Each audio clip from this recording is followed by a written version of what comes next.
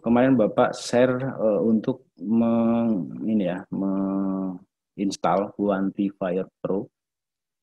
Nah, ini ternyata support hanya mulai dari sekitar 2016 sampai yang sekarang. Artinya kalau yang di bawah 2016 ini nggak bisa. Nah, ini Bapak jelaskan sedikit aja, nanti kalian bisa oprek sendirilah. Nah, ini yang sudah Bapak pindahkan. Ya. Nah, di sini sudah sama sih, gambarnya sama persis dengan yang kita buat tadi. Nah, bagaimana cara menggunakan ini ya? Sekilas saja nanti kalian bisa oprek sendiri. Di sini ada menu quantifier dialog, kemudian ada report setting, dan ini cost inspector. Jadi gini, kalau Bapak buka ini, ya, Bapak buka ini defaultnya ya, defaultnya. Kita tunggu. Nah, ini di sini ada komponen report dan seterusnya ya, dan seterusnya. Kita komponen report dulu. Nah, di sini ada create report. Jadi kita akan melaporkan komponen kita. Nah, ini bisa kita klik, gitu ya. Dia otomatis akan menampilkan informasi yang ada di komponen. Ini kalau saya besarkan. Jadi bearing pad kita digambar ada 10. Ya benar ya, 5 di kiri, 5 di kanan. Borpelnya ada 32, ya karena ada 2 grup, setiap grupnya ada 32. Girdernya ada 5. Kemudian girder locknya ada 8. Ini yang tengah ya, yang tengah. Kemudian yang pinggir ada 4. Ya, yang pinggir kan 22 gitu ya. Kemudian leng konkret ada 2, ya karena ada 2 grup fondasi. Kemudian pier-nya ada 2 dan seterusnya gitu ya. Jadi kalau dibuat modul itu ada 77. Kemudian ini ada surface area. Surface area. Surface area itu ya kalau dia balok itu berarti ada 6 ya, ada 6. Kemudian volumenya sekian. Yang paling besar ini ada di pile cap ya, 120 meter kubik nih. Kemudian di sini ada total surface area. Ya kalau total surface area berarti kan surface area dikali jumlahnya kan kira-kira gitu. Kemudian ini total volume gitu ya, volume. Total weight-nya belum ada karena kita belum memasukkan berat volume.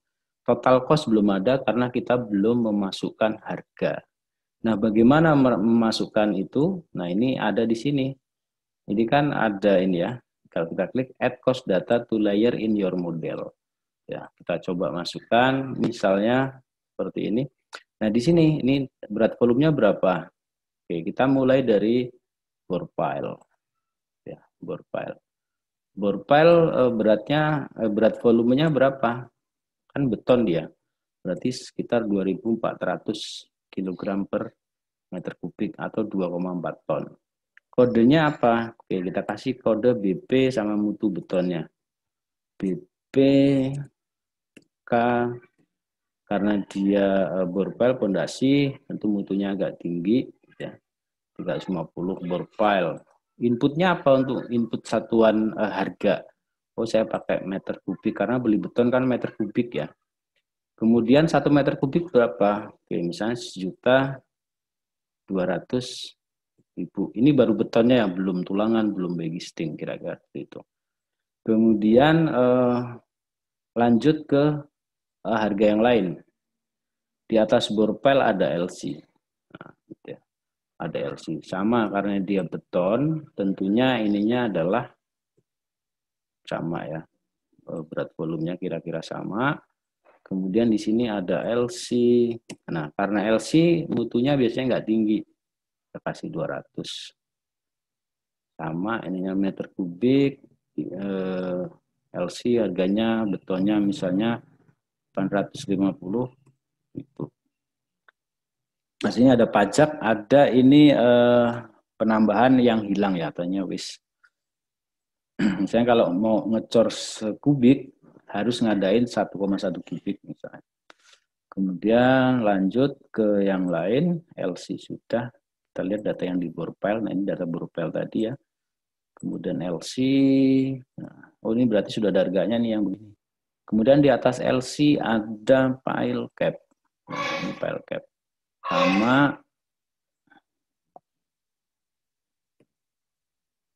Sama ya ininya.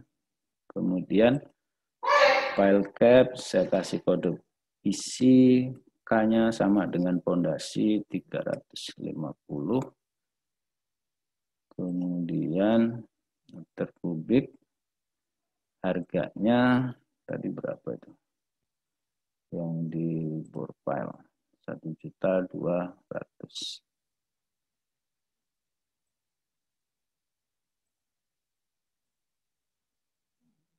Oke. Oke, kita samakan aja 1.200.000-an. Kemudian di atas pile cap ada pier. Piernya sama 2.400 kg per meter kubik. Piernya PR K 350 kubik, unit costnya sama. Kemudian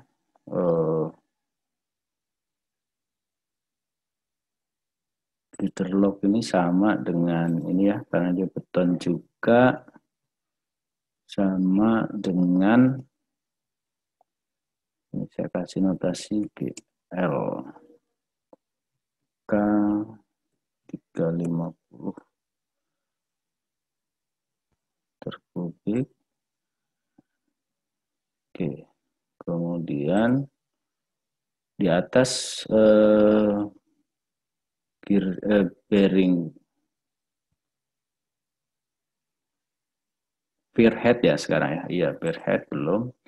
Pier head 2 ini. Kemudian PHK 350. Kemudian meter kubik. Oke. Kemudian yang belum, nah ini girder. Nah girder ini girder kan precast ya, beton mutu tinggi nih. Kita bedakan mutunya, misalnya PCI girder, mutunya saya 450 terkubik, harganya tentu mahal betonnya, misalnya 2 juta. Ini misal aja ya. Kemudian lihat lagi yang lain, yang belum bearing pad. Nah bearing pad ini kan dia ini beratnya kita abaikan saja ya karena kecil. Nah inputnya sini tidak ada input. Dia harusnya pakai satuan luas. Nah nanti 1 meter persegi bearing pad harganya berapa karetnya gitu. Misalnya udah kasih 10 juta aja nggak apa-apa. Kemudian steel pad. Nah steel pad ini tentu kilogram per meter kubik. Ini kan besi ya. Besi itu berapa gitu. Kita cari berat volume besi, kemudian steel pad. Ini berarti plat baja. Satuannya biasanya kilogram. Kalau di itu misalnya 30.000 plus pasangnya. Oke.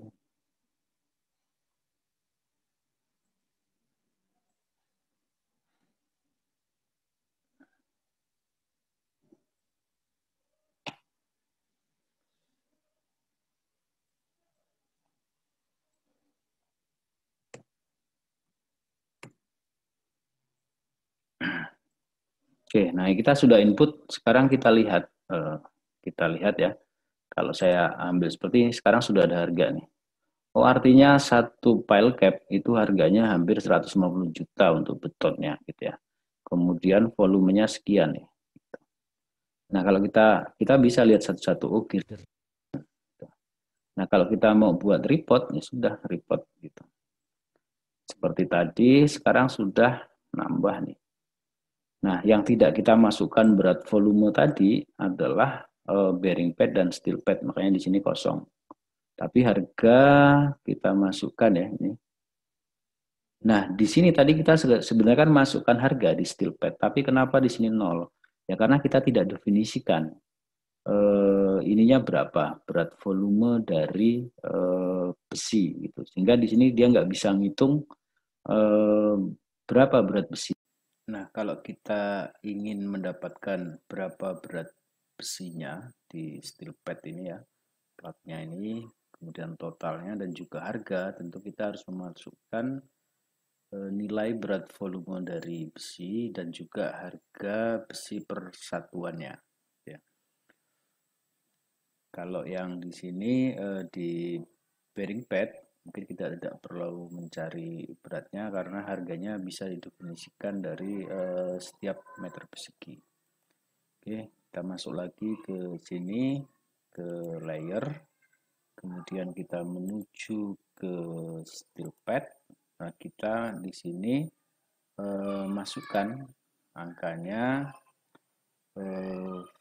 berat volume besi misalnya 7,85 ton atau 7.850 kg per meter kubik gitu ya. Kemudian di sini ya satuan pembayarannya ya ke kilogram. Kilogram dan setiap kilogramnya harganya kita misalkan ya. Misalkan 30.000 ya pasangnya.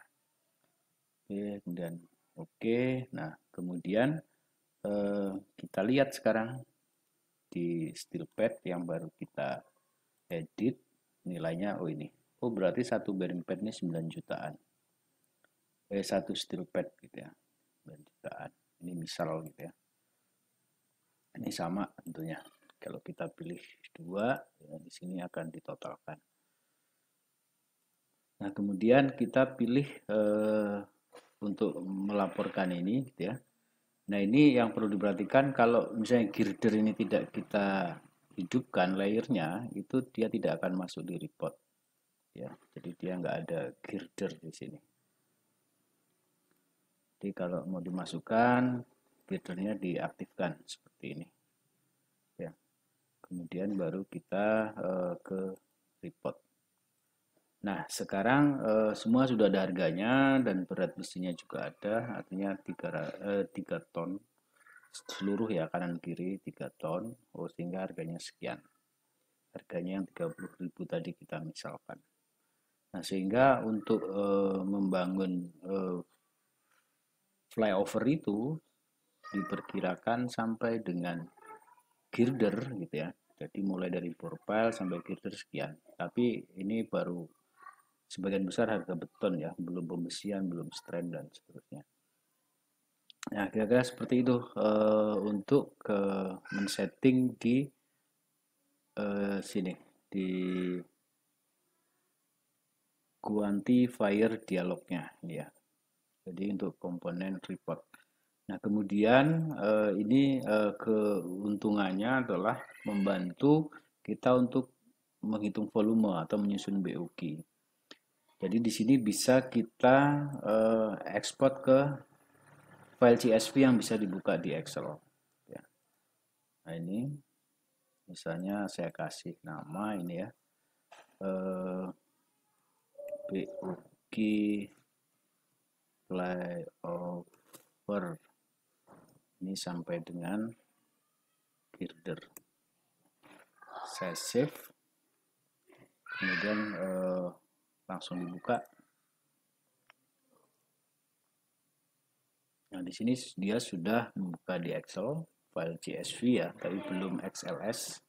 Tinggal di save aja kalau ingin disimpan di XLS. Nah, di sini sudah muncul ya, sudah muncul nilai dan deskripsinya, mulai dari layernya apa, komponennya masuk ke mana, materialnya apa, dan beberapa material belum didefinisikan ya, masih default ini. Nah, ini. Nah, ini sangat membantu kalau kita ingin menyusun BUG, terutama di volume. Kalau untuk beton ya di meter kubik, kemudian kemudian kalau steel pad mau dibuat satuan boleh, atau misalnya area juga boleh gitu ya. Misalnya kayak pengecatan, masang konblok itu kan biasanya pakai meter persegi. Jadi kira-kira seperti itu. Dan kemudian report ini juga, ini settingnya bisa kita tambahkan di sini di report setting ya. Jadi di sini kita bisa menambahkan apa yang akan dilaporkan, gitu ya. Apa yang dilaporkan, dan ini juga pengaturan satuannya. Nah, yang kita laporkan tadi itu ada 11 kolom ya, 11 kolom. Nah, kita akan menambahkan misalnya harga. Harga. Jadi di sini ada total cost, di sini ada harga bukan harga satuan berdasarkan volume, tapi harga satuan per unitnya. Misalnya girdernya ada 5, tadi totalnya jelas, jadi satunya itu berapa sih gitu. Jadi kita akan coba itu, saya tambahkan cost, kemudian saya oke, kemudian saya buat report yang baru. Nah, di sini ada tambahan satu kolom cost, gitu ya. Tambahan satu kolom cost. Jadi kalau bearing pad itu satunya adalah 1.800.000. Kemudian bore pile, satu bore pile itu 8 juta sekian, dan seterusnya sampai ke steel pad. Nah, kira-kira seperti itu di customize pengaturan laporan apa saja yang mau dilaporkan. Kemudian di sini satu lagi ada cost inspector. Kita lihat isinya apa. Jadi kalau kita klik di sini kita suruh memilih single group component or phase view cost information untuk menunjukkan informasi costnya. Jadi misalnya saya pilih girder, ya. Nah di sini laporannya seperti ini. Jadi di girder itu PCI girder, nama komponennya itu volumenya 52 sekian kubik, dia tanpa ada yang terbuang, artinya ini yang terpasang gitu ya, terpasang. Kemudian harganya per meter kubik 2 juta, kemudian tanpa pajak gitu ya, sehingga sekian. Jadi kalau kita isi pajaknya misalnya berapa persen, tentu di sini akan berubah. Jadi kira-kira seperti itu. Jadi cukup membantu untuk cost estimator.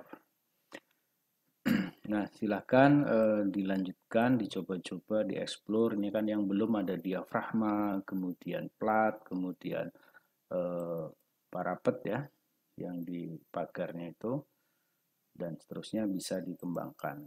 Atau kalian bisa buat juga, misalnya, namanya flyover itu tentunya biasanya ada seperti ini ya. Flyover itu kan bisa dipasang yang dulunya ada lampu merah gitu ya, perempatan yang cukup sibuk, sehingga harus ada seperti ini jalur pengalian. Jadi silahkan dicoba-coba sendiri, nanti akan ketemu trik gambar yang